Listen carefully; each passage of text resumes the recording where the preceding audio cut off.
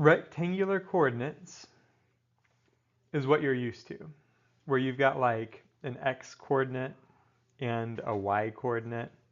And if I tell you the numbers like 3, 4, you would say that's a 3 on the x and a 4 on the y, and boom, you can locate your number 3, 4. You've been doing this every day since 8th grade, so you're super familiar with rectangular coordinates. By contrast, polar coordinates is just another way to locate points on the plane.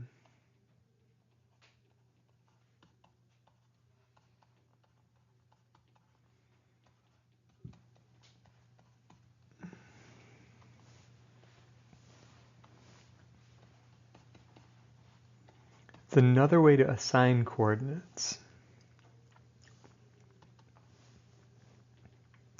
And this is kind of what it looks like.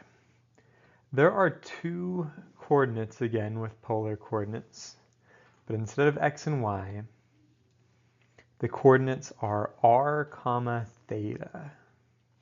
That's a lowercase r and a lowercase Greek letter theta.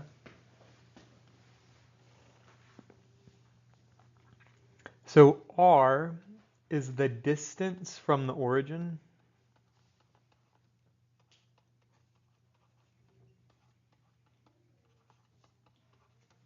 And theta is the angle measure away from the positive x-axis.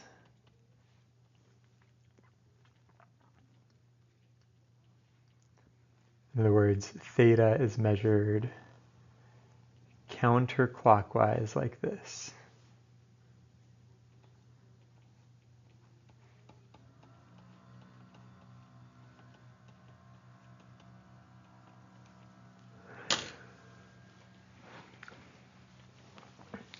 So what you're looking at is kind of a grid, right? But the concentric circles are values of r. So like the smallest circle you see is r equals 1. That's all the points that are 1 unit away from the origin. And then the next largest circle is r equals 2. All the points that are 2 units away from the origin. So every circle is a level set of your variable r. And then the rays that come out of the origin are values of theta. So every point along this ray has a theta value of 5 pi over 6 in radians, right? And that's just the angle measure from the positive x-axis all the way around to that direction. So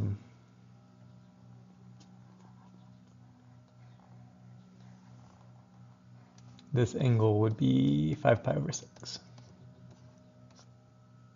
from there to there. Okay. So this is nice because if you point at any place on the plane, you can tell me how far is it from the origin and in what direction do I have to face away from the origin to get there.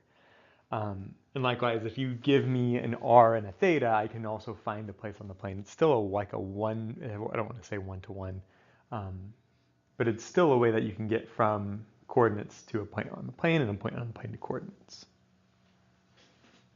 Just kind of like rectangular, but different. The only reason I hesitate to say it's one-to-one is because it's not exactly one-to-one. The way that x and y coordinates are one-to-one with points on the plane. These are not just because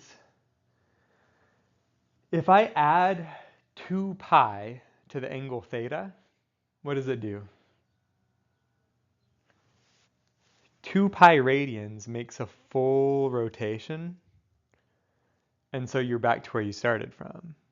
So whether this is 5 pi over 6 or 17 pi over 6, you're still pointing in the same direction. And so it's not necessarily a one-to-one correspondence because there's actually infinitely many values of theta that point in the same direction. But other than that, it does a good job of identifying points on a plane. This is what we call polar coordinates. One question I could ask you is graph the following polar curve by hand. This might be a test question. I'll tell you what values to use. This is the values from 0 to 2 pi with step size pi over 6. So make a column for theta and a column for r. We start at theta equals 0, and then theta equals pi over 6. And theta equals 2 pi over 6. And theta equals 3 pi over 6. And theta equals 4 pi over 6. And 5 pi over 6. And 6 pi over 6. And 7 pi over 6. And 8 pi over 6. And 9 pi over 6. 10 pi over 6, 11 pi over 6, and 2 pi.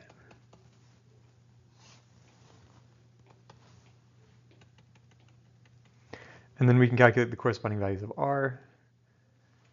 Right, you're allowed to use your TI-30X2S calculator, so you can whip that out and say 1 minus cosine of 0 is 1 minus 1, so that's 0. 1 minus cosine of pi over 6 is 0.134.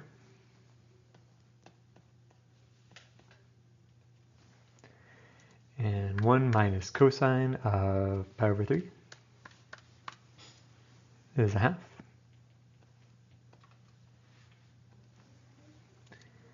And then 1 minus cosine of pi over 2 is 1.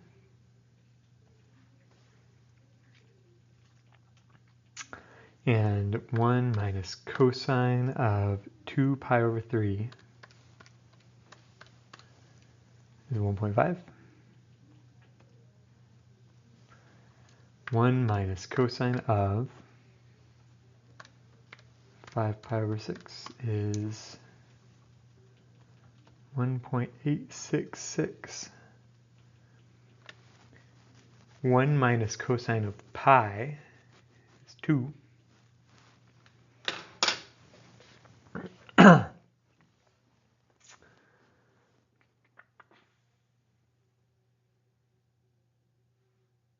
And then it's kind of symmetric after that, because it's cosine.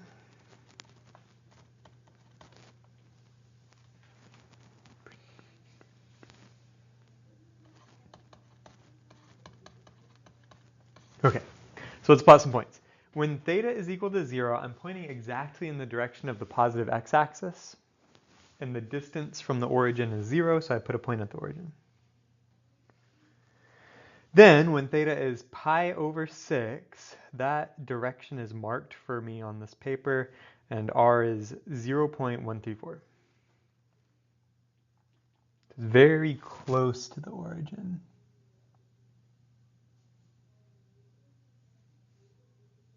Right there. And then when theta is pi over 3, that is also a direction that's marked for me on the graph paper, and that is 0.5. And then when theta is pi over 2, r is 1. When theta is 2 pi over 3, I'm at 1.5. And 1.866.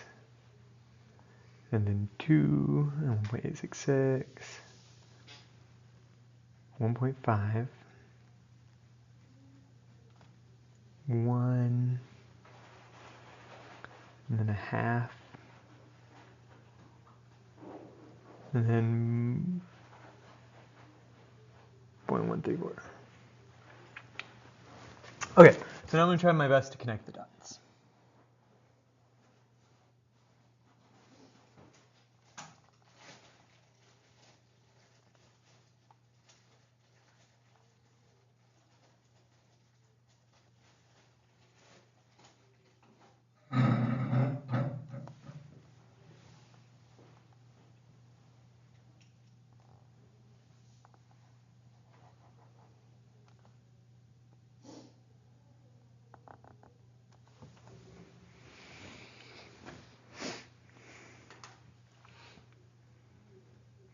It's a little lumpy, but that's the idea. That's how you graph a polar curve by hand. Questions about that? No? Okay. If we want to check our work with Desmos, Desmos also does polar really well. We just say r equals 1 minus cosine of theta. Boop. That's the shape we're supposed to get. If you want to, you can go over here to where the little wrench is, and then hit this right here. I'll give you the polar coordinate graph paper. But yeah, it looks like we did that correctly. This is called a cardioid. If you're interested in the name of the shape, is cardioid, as in like, it looks like a heart. Looks like a Valentine heart, but not, obviously doesn't really look that much like it. It looks more like a kidney bean to me, but regardless, they call it cardioid with the Latin root of, cardiac, cardiology, etc. State the formulas used to convert from rectangular to polar coordinates. So there's formulas we can use for this. And I'll tell you what they are. If I want to convert from rectangular to polar, I'm going to be given x and y. And then when I convert to polar, I want r and theta. So r is the distance away from the origin. If you know your x and y coordinates, how do I calculate the distance away from the origin?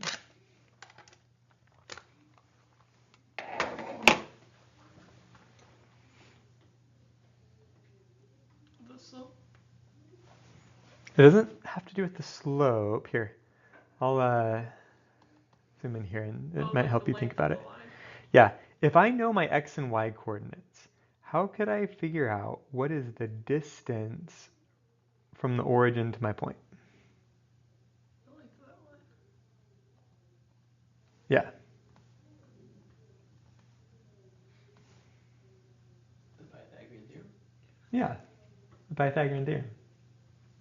If I know my x and my y coordinate, then it's kind of like I have a right triangle where one side of the triangle is my x coordinate, the other side of my triangle is my y coordinate. So I could say x squared plus y squared is equal to C squared or R squared? R squared. And that's true. X squared plus y squared is always going to be equal to R squared. And the formula we can write down then is R is equal to the square root of x squared plus y squared. And that way, if I am given an x and y coordinate, and I want to find my R coordinate, I just take the square root of x squared plus y squared. So in this case, what's my R? 5. Cool. So back to here. R is going to be the square root of x squared plus y squared because of that Pythagorean theorem. What about theta? This is going to be trickier to think about because theta is the angle between the positive x-axis and where my point is in the plane. So maybe I'll try to draw a little picture here.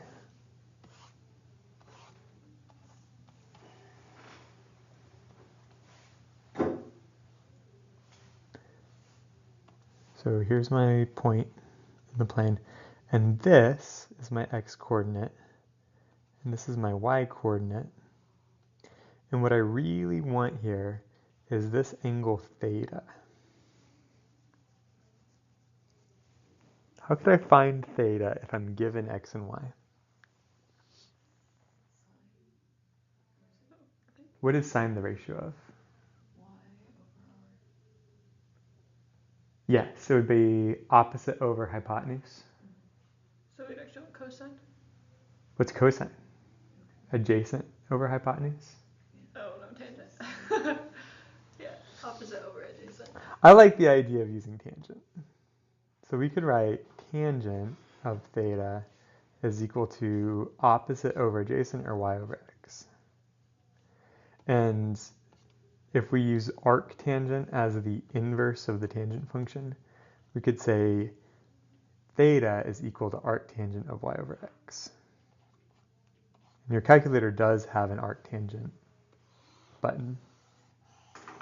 So if you're given y and you're given x, you could use the arctangent of y over x to give you theta. And those are the formulas that we use to convert from rectangular coordinates to polar coordinates. If I give you a rectangular coordinate, now you can rewrite it as r comma theta.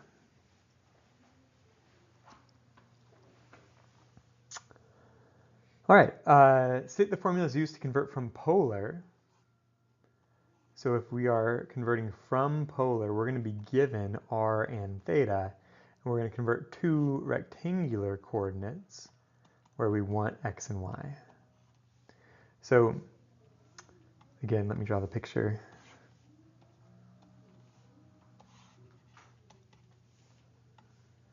If this is my point in the plane, this is my y coordinate, and this is my x coordinate.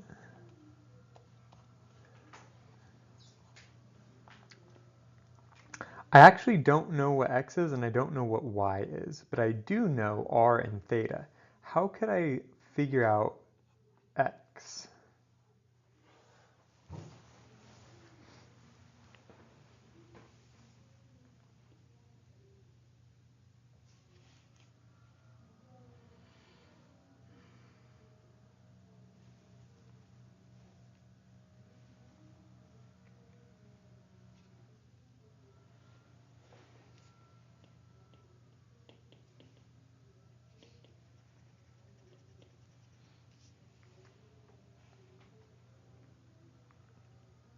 I think you could use cosine somehow. You're right. So cosine is the ratio of adjacent over hypotenuse. So x divided by r would be cosine theta, right? And that means I could write x equals, R times cosine. perfect, r cosine theta. What if I want a formula for y?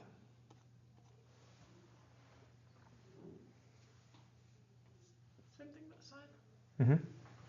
Since sine is the ratio of opposite over hypotenuse, I can write y equals r sine theta. And these are the conversion formulas to get from polar coordinates to rectangular coordinates.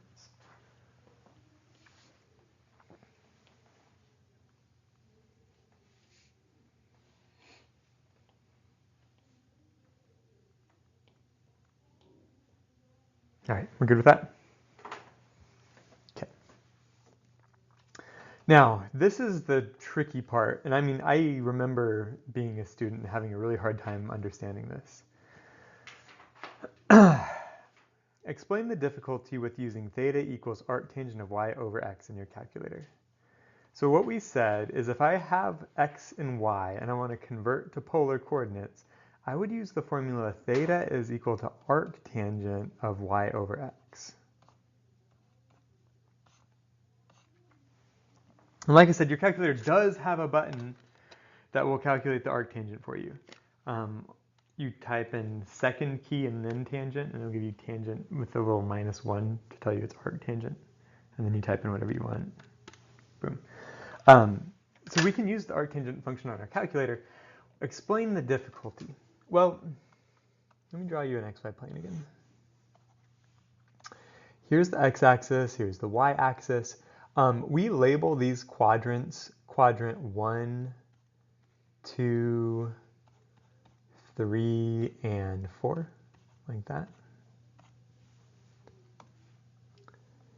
In quadrant 1, all of these points have a positive x-coordinate and a positive y-coordinate. In quadrant 2, all of these points have a negative x-coordinate and a positive y-coordinate. In quadrant 3, all of these points have a negative x-coordinate and a negative y-coordinate. In quadrant 4, these points will have a positive x coordinate and a negative y coordinate.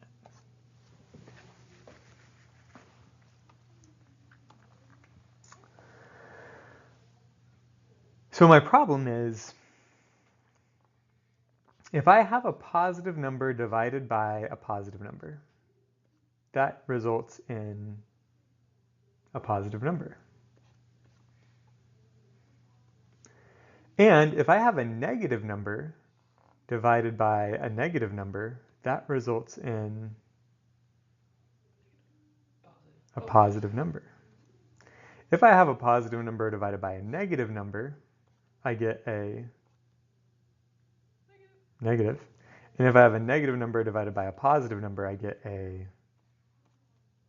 negative. So when we use y divided by x,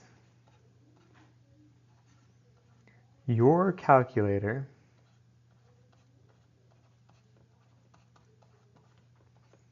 cannot tell the difference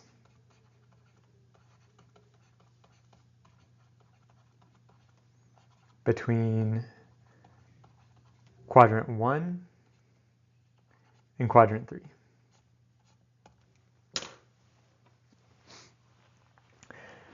Okay, because order of operations says if I'm using arctangent of y over x, the first thing your calculator tries to do is it does y divided by x, and if it's a positive number divided by a positive number or a negative number divided by a negative number, it's still going to be a positive number that gets plugged into the arctangent function. So your calculator can't tell whether you're trying to figure out the coordinates for a point in quadrant 1 or quadrant 3. And that means your calculator is going to default to giving you an angle theta in quadrant 1. So if I'm concerned about a point that lies in quadrant 3 and I try to get the theta value using arctangent, then it's going to give me an angle in quadrant 1. Do you know how to fix it? Do you know how to fix our problem here?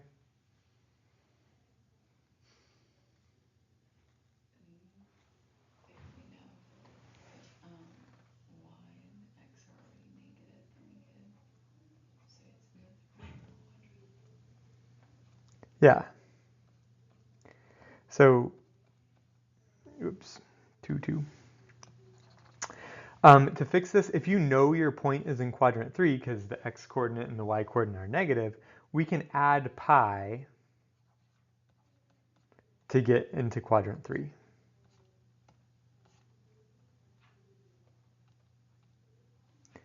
And likewise, your calculator can't tell the difference between quadrants 4 and 2.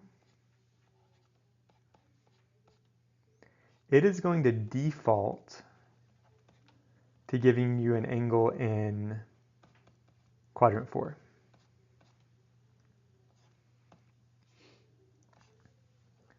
And you add pi to get your point if it lies in quadrant 2.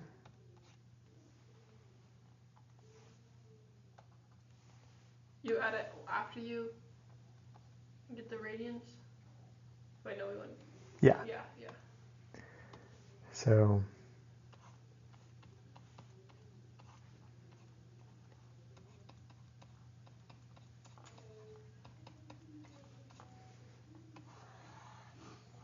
the more complete version of this formula is theta is equal to arctangent of y divided by x. And if your point is in quadrant 2 or 3, like if it's on the left side of the plane, then you also have to add pi to really get the theta.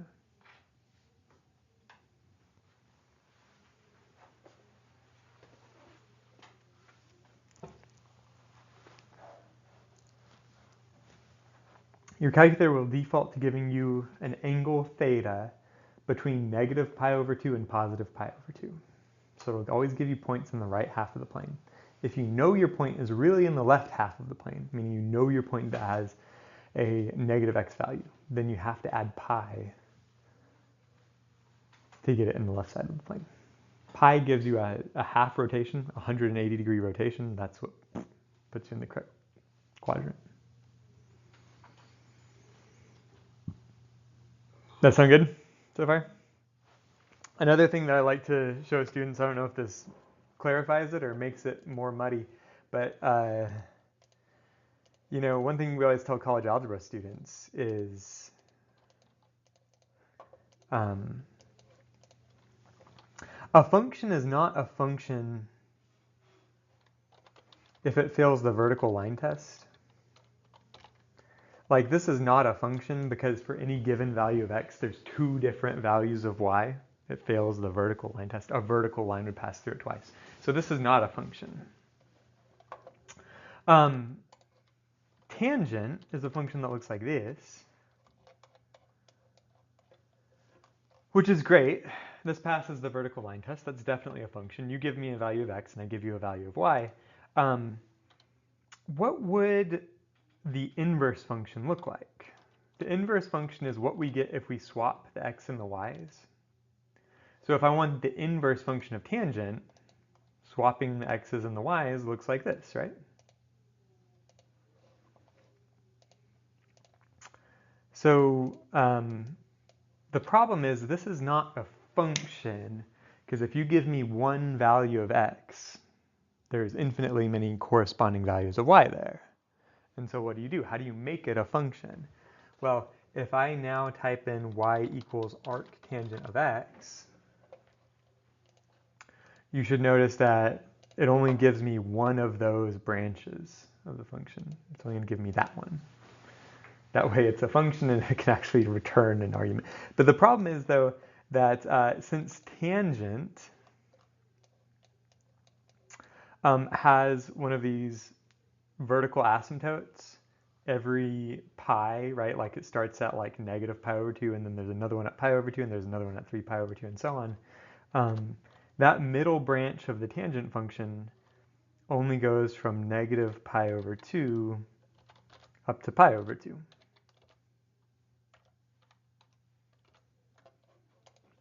And so whenever I get the inverse of that, and I reflect it across the line y equals x to get the inverse, well then now this blue function has as a range only the range from negative pi over 2 to positive pi over 2.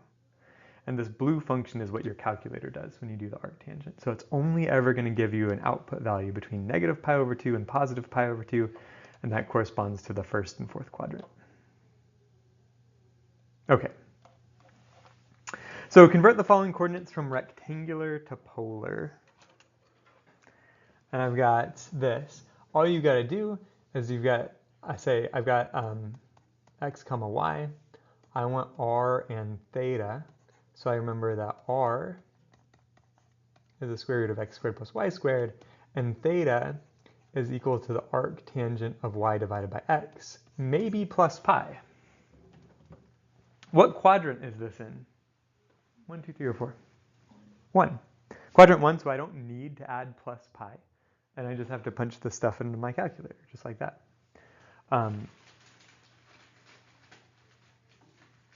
R is going to be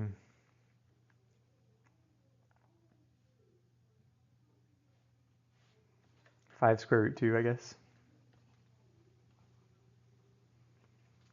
And theta is going to be square root 2 over 2. Or, like I said, you can punch this into your calculator and do the decimal if you want to. But that's all it takes.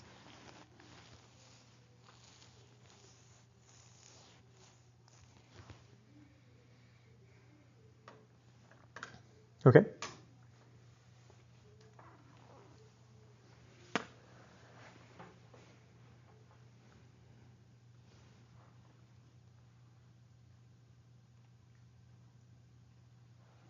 Same thing, convert the coordinates from rectangular to polar.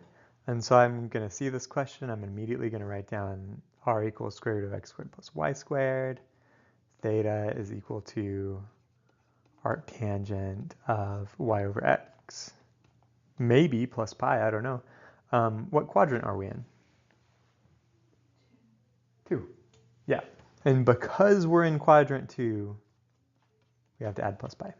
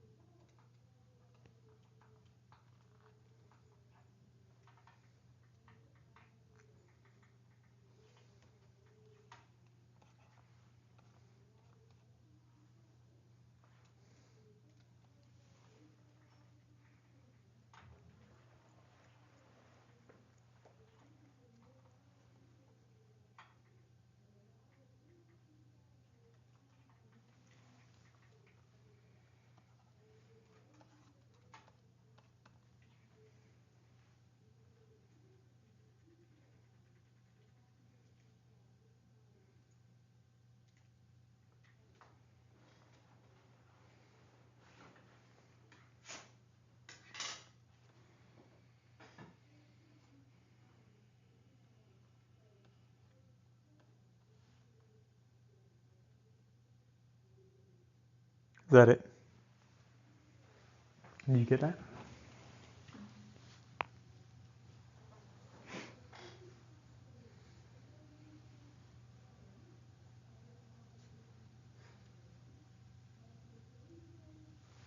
If you happen to remember your unit circle from pre-calculus, that's even better. You don't have to use your calculator at all. But it's probably been a while. All right, next question type says convert the following coordinates from polar to rectangular. So we're moving in the opposite direction. This time I'm given r comma theta, and I want to get x and y. So I'm sure you've already memorized x is equal to r cosine theta, y is equal to r sine theta.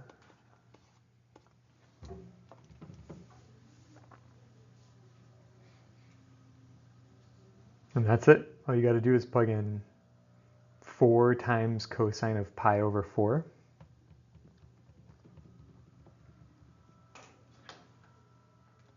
Which is like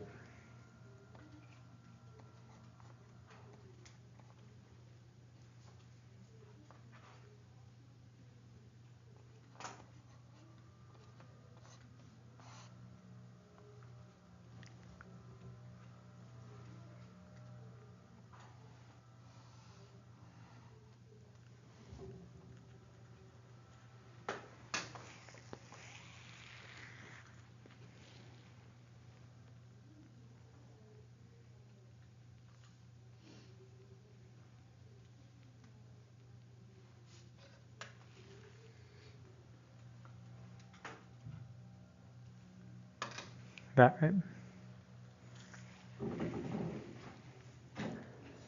And one more. Convert the following coordinates from polar to rectangular. So x is equal to r cosine theta. Y is equal to r sine theta. This time r is square root of 3. Theta is pi over 6.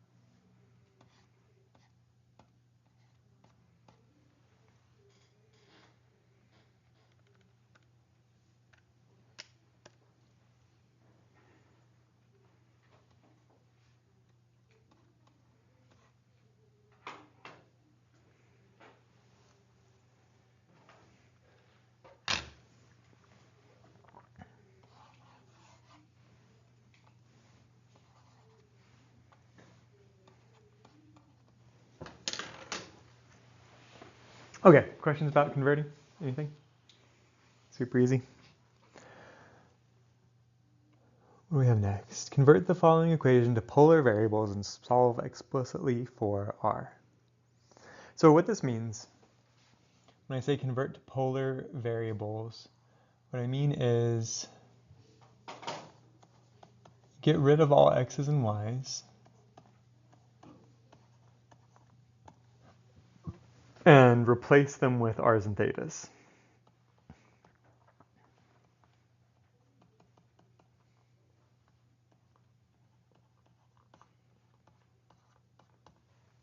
So in this equation, if I've got x squared plus y squared equals 9,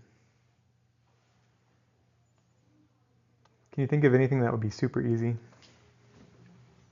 to make this? Well, if you just take the square root of both sides, you'll have r equals 3. Yes. So Kyle's thinking to himself, I know from the Pythagorean theorem x squared plus y squared equals r squared. And using that, I could write this as r squared equals 9.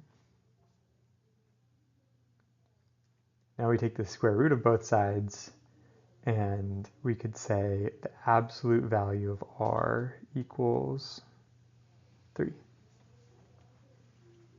But heck, in polar, we don't normally let r be a negative number anyways, because we don't normally talk about negative distances from the origin. So in terms of like coordinates, it would be more conventionally acceptable to only use positive numbers for r.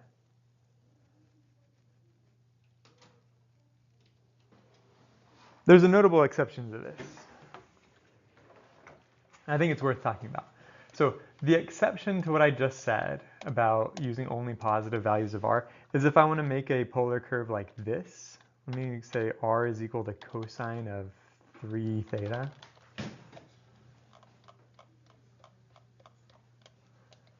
Let's talk about this for a sec.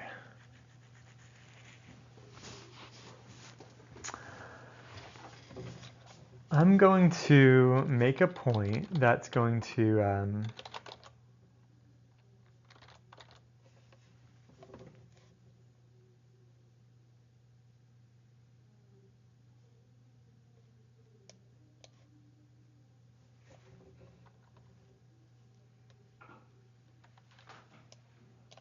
trace this out, but I've got to think about this for a second.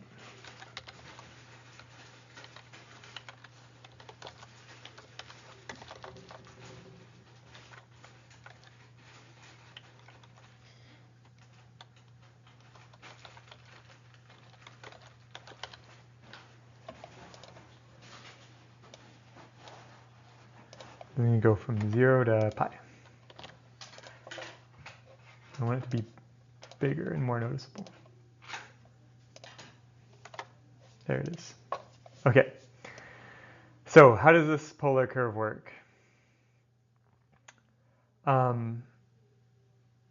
As my theta value goes from 0 up to pi, this is how the curve is drawn.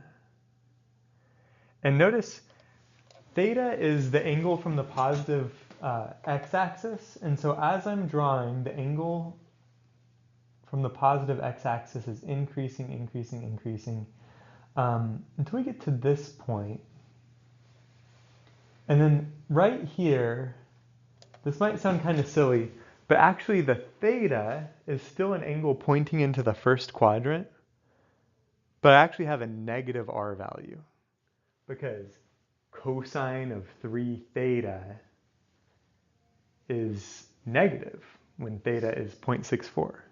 And so even though theta is pointing in the direction of the first quadrant, because I have a negative r value, it's going to go ahead and put me back in quadrant 3. And this continues in quadrant 3 as long as cosine is a negative function, right?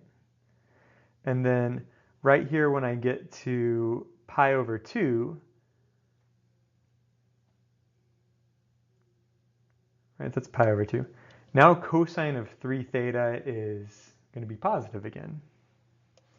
And also pi over 2 is the point where theta goes from pointing into the first quadrant to pointing into the second quadrant, and so that's why boop, now we're back in the second quadrant, and cosine of 3 theta is positive, and so we're actually we do have a theta value that points in the direction of this red dot, and then right here, it's not that theta is pointing into quadrant 4, it's just that the r value is now negative, and so we end where the r is actually -1 here. And theta has a value of pi, so theta is pointing in the direction of the negative x-axis, but because the r is also negative, it puts us on the opposite side. So that said, if I define a polar curve, sometimes polar curves can do this where the r is a negative value, but if we were talking about coordinates, it's just kind of conventional to assume that the distance from the origin is going to be positive when we talk about coordinates. Anyways, all that to say that Kyle's right. If I just say r is equal to 3, that's the same thing as saying x squared plus y squared equals 9. And you can check your answer like this too. If I just say r equals 3, that's the circle. If I say x squared plus y squared equals 9, same circle. Okay. Convert the following equation to polar coordinates and solve explicitly for r. Same thing, isn't it? Except this time I have x squared minus y squared. So to do this, let's say, well, x is equal to r cosine theta. X squared would be r squared cosine squared theta. Y is equal to what? R sine theta. So y squared is going to be r squared sine squared theta. And then we can write r squared times cosine squared theta minus sine squared theta equals 9.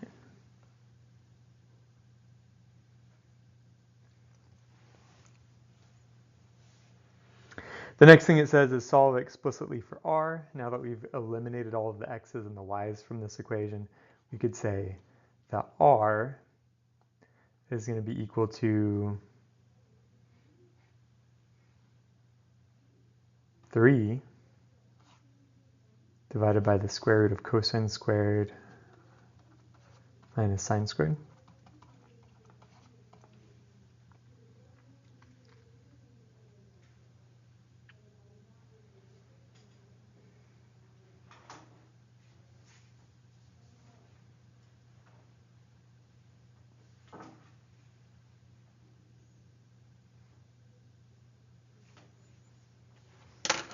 Let's see how that turns out. Maybe we're missing an absolute value somewhere, but let's see how it looks. X squared minus y squared equals 9 would look like this. Nice red hyperbola. And then the equation we got was 3 divided by the square root of cosine squared theta minus sine squared theta.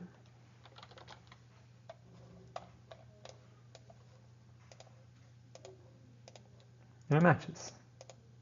So it works. Very good. Yeah, is that easy? You can do that? All right. What else do we got? Convert the following equation to rectangular variables and solve explicitly for y. So this is a little different. Now we're going from polar to rectangular. Give this a shot. Try this on your own and tell me what you get.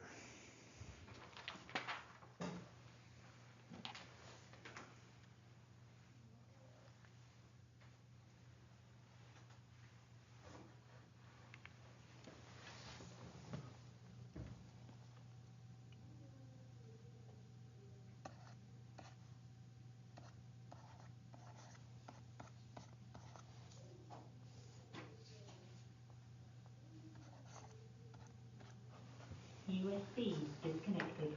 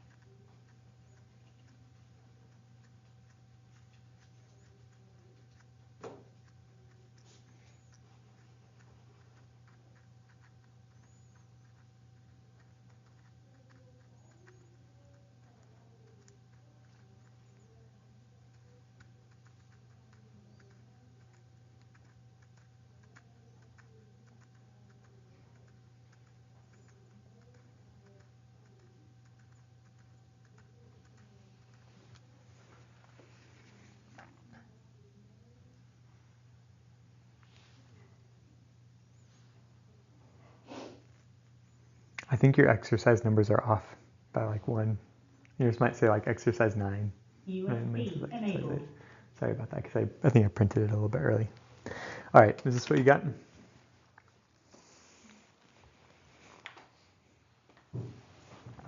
Because you distribute the r, and you see r cosine theta, and that should look like x. You see r sine theta, that should look like y. So even though it looks really ugly in polar coordinates, it's just a line. Let's do this one. Convert the following equation to rectangular variables and solve for y.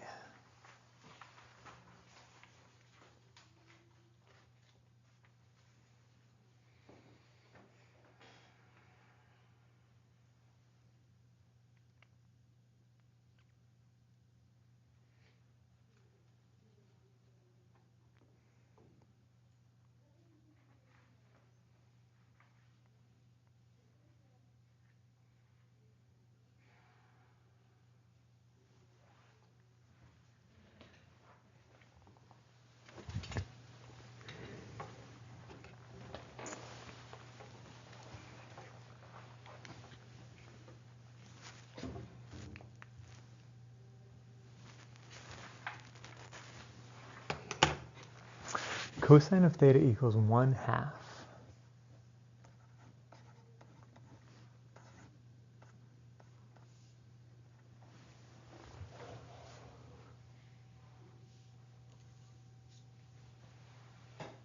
USB disconnected.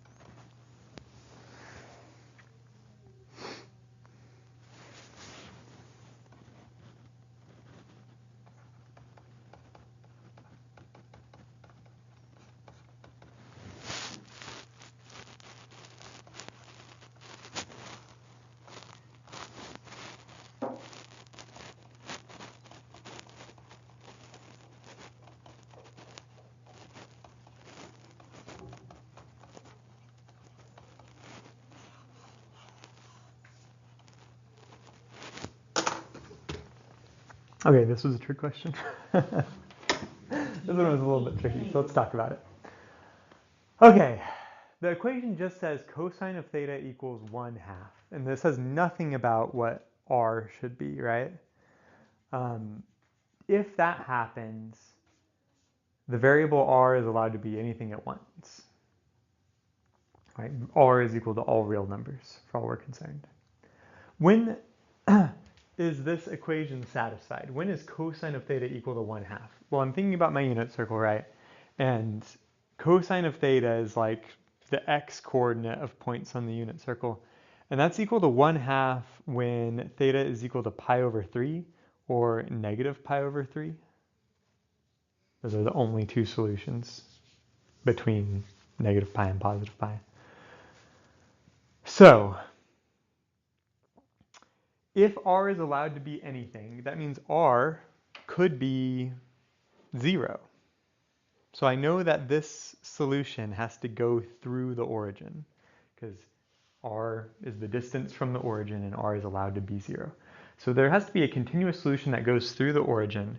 The other thing I'm thinking about, the reason why I'm saying that this must be a line is because the theta is constant, right? Like the angle that my solution makes from the positive x-axis is constant. And if it were anything besides a line, well, then the angle theta would have to move a little bit. But if it's a perfectly straight line passing through the origin, then you could have a constant angle theta. So what is the slope? What's the slope of this line? I know it passes through the origin, so it's going to look like y equals mx. And I remember tangent of theta is equal to y over x. And so if y is equal to mx, then m is equal to y over x, rise over run, right, for slope. And so the slope is going to be the tangent of theta, where theta is pi over 3 or negative pi over 3. So I work out both cases and I get 2 different slopes. And that's going to give me 2 different lines that pass through the origin. So that was a really tricky question. I wasn't even expecting it to be that tricky.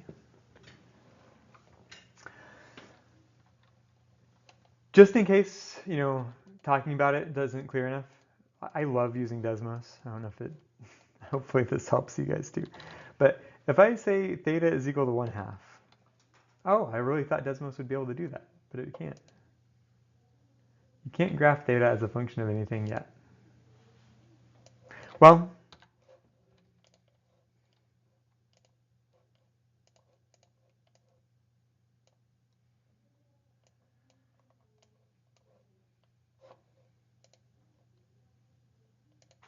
sorry, theta is not supposed to be equal to 1/2. Theta is pi over 3. So imagine this line going from the origin out along this gray line is the line theta equals pi over 3. That's the constant theta line that we're trying to get. And if I say y is equal to square root 3 times x, I get exactly the line theta equals pi thirds. And if I say y is equal to negative square root 3 times x, I get exactly the line negative pi over third. Because 5 pi over 3 is the same thing as negative pi over 3 when you add 2 pi.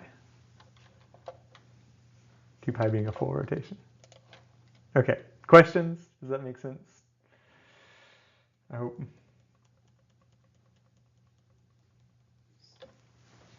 So how would you use algebra or just moving things around to get to that? Because I got something completely different. Like, maybe I'm just not getting it right. I don't know. That's the reason this problem is so hard, is because there's not like a quick algebra solution to this, if you were, here's an alternative path, right? An alternative way of thinking is you could say, all right, cosine of theta is 1 over 2.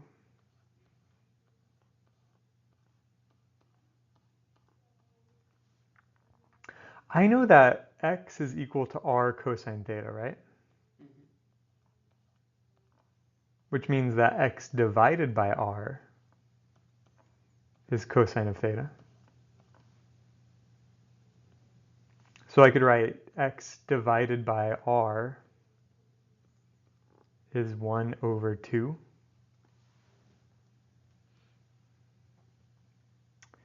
And that means x is equal to r divided by 2.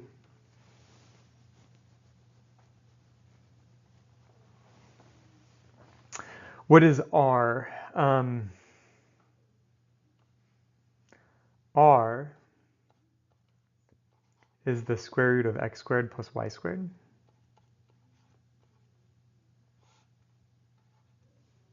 It's another formula we learned.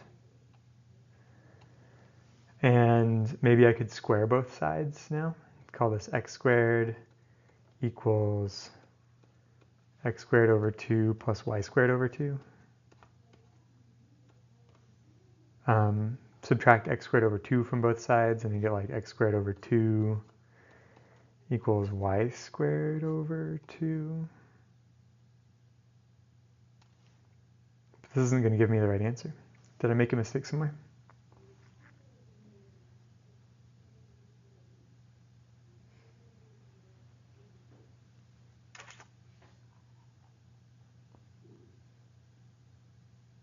Yes, I did. Okay, my mistake is, if I square both sides of this equation, I also have to square the 2. So now let's try squaring the 2. Now when I subtract this from both sides, I'm going to get 3x squared over 4 is equal to y over 4. Multiply both sides by 4. We get this. And then the last thing we do is we take the square root of both sides. When I take the square root of both sides, we got to throw in a little plus or minus. Back in college algebra, we call that the square root principle. To keep track of both the positive and negative solutions that would be positive when you square them. And then we're back to the 2 lines. So, yeah, I know it's a tricky question.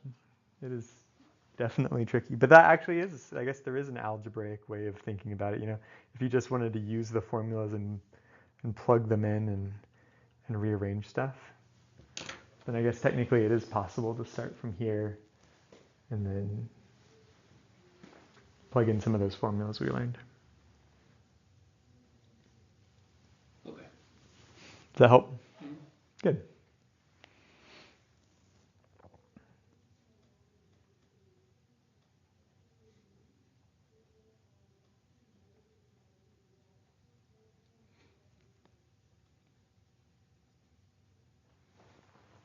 All right, we got one more question to talk about in exactly 11 minutes. I guess we have just enough time. Convert the following curve from its polar definition to a parametric definition. So you remember parametric curves. Parametric means we have some parameter t, and we are going to give our x coordinate as a function of t and our y coordinate as a function of t. Whenever I look at this, I need to remember that x is equal to r times cosine of theta. Y is equal to r sine of theta. And then let's just say theta is equal to t, or t is equal to theta. Then, let's see if you can follow the rest of this. I'm going to come up with a parametric curve that says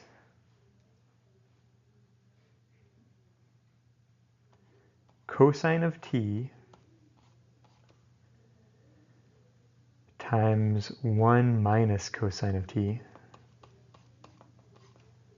comma, sine of t, 1 minus cosine of t.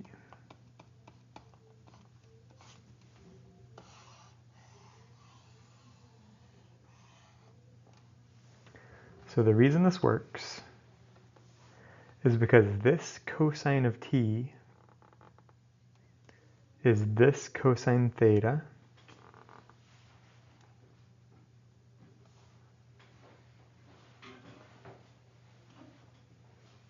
and it only appears in the x coordinate.